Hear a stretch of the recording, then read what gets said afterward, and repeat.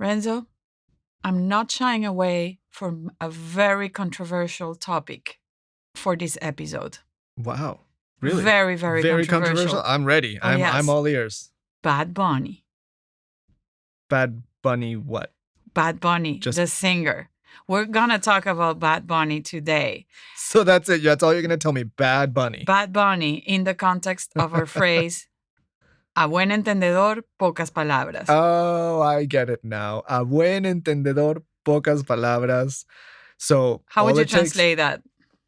Good question. It doesn't translate very clearly. There is a English equivalent, but a buen entendedor, pocas palabras, literally it would be to someone skilled at understanding, few words suffice. Exactly. You don't have to over-explain something, the facts, or just one word would make this person understand. Exactly. And so we do have a phrase for that in English, which is a word to the wise is enough. And this is also a good opportunity to introduce our show. So following the wisdom of this phrase, I'll just say, just a Spanish phrase. And using slow Spanish. You will understand the rest. If you're wise. Okay, in all seriously, we're the companion podcast of News in Slow Spanish. We are just a Spanish phrase. Every episode, we give you a Spanish idiomatic expression and we explain to you the origin, the uses, and the ties to current events. Exactly. And today, buen entendedor, pocas palabras. So let's go back to Bad Bunny. Okay. You might like his music or not. I personally do. Of course, I'm biased. But I was having a discussion the other day with friends and they were saying, he's a poser, he's fake, he's he's not that good. Oh, like he doesn't deserve all the praise and the attention. Yeah, why is he playing the half part of the Super Bowl? Yeah, he's the halftime show main act, right? This year. Exactly. And that in itself is a buen entendedor, pocas palabras. I'm only going to tell you one word, halftime Super Bowl. That makes him You get it. Huge. You get it. But then I'm going to tell you another one word, Grammy, Album of the Year. He is the first Spanish-speaking artist to win the Album of the Year at the Grammys. That's historic. Huge. So I think the discussion is if Bad Bunny is legit or not is so over. Mm-hmm. He is legit. He is the greatest artist of our time, in my humble opinion. And you know me, I like rock and roll. Yeah. You know, it's not your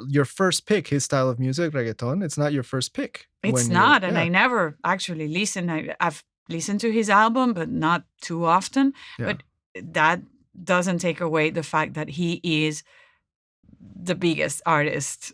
Right. A buen entendedor, pocas palabras. If you say Super Bowl halftime show, if you say album of the year at the Grammys, that says it all. Yeah, right? You drop the mic and you walk out of the room. Drop the mic. Yeah, you know, I have to say, I especially the more recent stuff that he's done, I really like. And, you know, in the last couple of years, I can't remember the name of the album, but in the past, years before that, I understand why he received a lot of criticism for some of his lyrics, how reggaeton in general is a genre that can have a lot of sexist tropes, sexist imagery in the music. But then he released his newer album that pays a lot of homage to traditional Puerto Rican music and brings in Puerto Rican musicians and artists. And then that residency that he did in Puerto Rico, which revitalized the economy of the island, like, he brought so much money to Puerto Rico. And also the lyrics of those songs, debí tirar más fotos de cuando te tuve. I should have taken more pictures of when I had you. Yeah, there's a lot more depth than people gave him credit to originally. I think. Or you were my best dance. It's beautiful. It's family oriented. It's community oriented, and he is like that as a person. I don't know him personally, but. People who do, they call him Benito, like almost like very like to this lady in Brooklyn Toñitas. She has like a Puerto Rican social club in Brooklyn, New York. And he goes there all the time and he supports her. And he actually flew her to Puerto Rico so she could see the show. So he's a big Wow. supporter of his community. Yeah. But Yeah. more than that, he's a big artist. Exactly. And there you go. Like, it's a good example of this phrase, a buen entendedor, pocas palabras, because if you're not wise to the facts, to reality, to the history around an artist, then you're just making your opinion based on a few assumptions and some stereotypes, or maybe what you heard. And so people hear Bad Bunny is playing the Super Bowl halftime show, and immediately they're like, "No, he shouldn't be doing that. This Why is is all that? part of an agenda." Yeah, or why It's should like, this be in Spanish?" mhm. Yeah, but to the wise, all you have to say is Bad Bunny. Yeah, Yeah, he did it. he deserved it. He He deserved earned it. it. So which other examples can you think of a buen entendedor, pocas palabras? Well, first I'll say that I've heard this expression and used this expression in Spanish many times throughout my life, but in English, a word to the wise is enough. I wasn't too familiar with that one. So I guess I wasn't wise to that expression. But a buen entendedor, pocas palabras, makes me think of another really controversial topic that is doing the rounds on the news every day, it seems like lately, and that's the Epstein files. Oh yeah, you can scratch out many words, you still get You still enough get to know. the gist, yeah.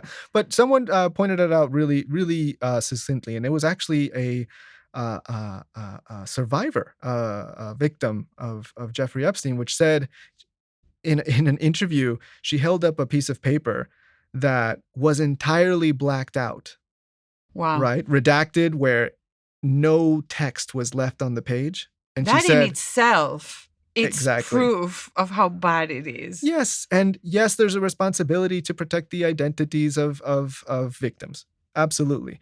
But an entire document blacked out, that's redacting in excess. And that says more. That an image says a picture's worth 1,000 words. But her point was, if you're wise to this, if you understand that there are, thousands of documents, but you see pages like that entirely blacked out, it means something is happening here. That's all you need to see to understand. Yes, there are a lot of culpable people who are not facing the music. It makes me think of another expression that we already discussed in the show. Cuando el río suena, piedras trae. Have we discussed it? If not, we'll add it to the next. I don't think we have. We'll Next save week, that one for guys. next. Yeah. Yes. But back to a buen entendedor, pocas palabras. It is, like so many of the other expressions that we have explored on this show, something that comes out of oral tradition. So it's difficult to pinpoint exactly its origin. However, it is interesting to note that it's based on a Latin phrase. So we're going way back to when Latin was the common tongue. And it said intelligenti pauca. And that means to the intelligent, few things. A buen entendedor, pocas palabras. A word to the wise is enough. To those that are intelligent, only a few things, a few words suffice to explain something because the understanding is there.